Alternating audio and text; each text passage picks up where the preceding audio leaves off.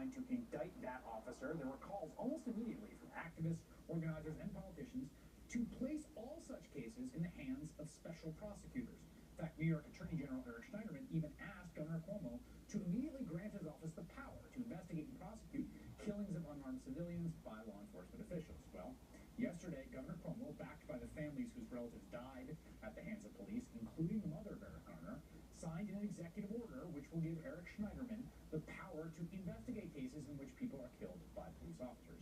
Joining me now is the man Schneiderman has appointed to oversee this new office, veteran prosecutor and executive deputy attorney general for social justice, Alvin Bragg. Mr. Bragg, it's good to have you here. Happy to be here. How do you understand this job that you have now been given? I understand it as a job that's very important, very significant, and we want to restore the public confidence in the administration of justice in these type of cases, and that's what we're setting out to do.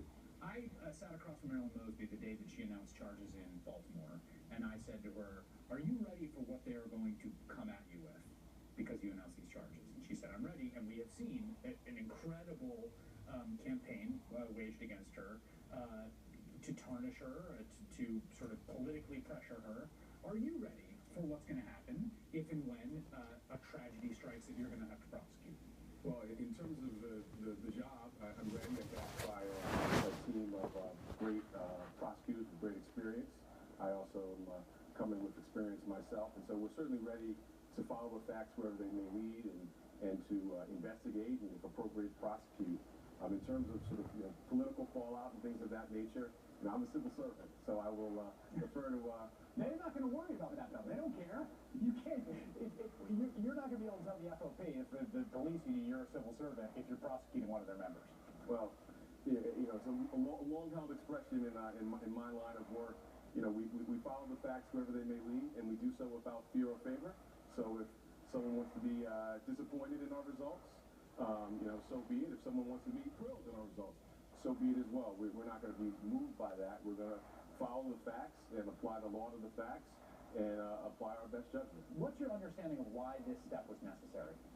Well, as the Attorney General has said and others have said, there's a real erosion in public trust. I think we saw that in protests, as you mentioned, some commentators, lots of people talking about what is happening in these cases in terms of non-indictments, non-prosecutions.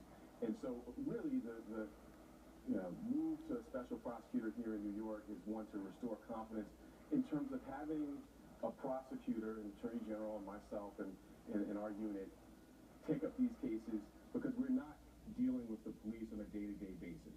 And so really I think that's the concern. It's a perception. There's a sort of arm's length here because you, Mr. Craig, you don't every day rely on, for instance, NYPD officers to come in to testify and make your cases, check in with them in investigations, have a kind of constant working relationship with them, which a lot of people think makes it very difficult for these cases to be brought. Exactly. Well put. Okay. There was this new study out, I thought it was fascinating, from the Women Donors Network about prosecutors around the country. 95% of the 2,437 elected state and local prosecutors across the country in 2014 were white. 79% were white men. White men make up only 31% of the population in the U.S. You're from New York City, right? You're from Harlem? Yes. How important do you think it is that we diversify the ranks of prosecutors' offices? I think it's incredibly important. I talk to high school students, law students, college students, trying to promote the profession as a general matter. I think we need a more diverse bar, across the spectrum, not just prosecutors, but in terms of prosecutors, which is a solemn obligation, we need the bar, prosecutors, defense lawyers, judges to reflect the diversity, of our society. And it matters. I mean, I've been in the courtroom, Chris, where I was, the only African-American person in terms of the lawyers and the judges. And I think you see the jurors and notice things like that, and they pick up on the lack of diversity. And I think that also can affect the confidence in the system. People need to be able to look at the system and see that it reflects our society. I've been in courtrooms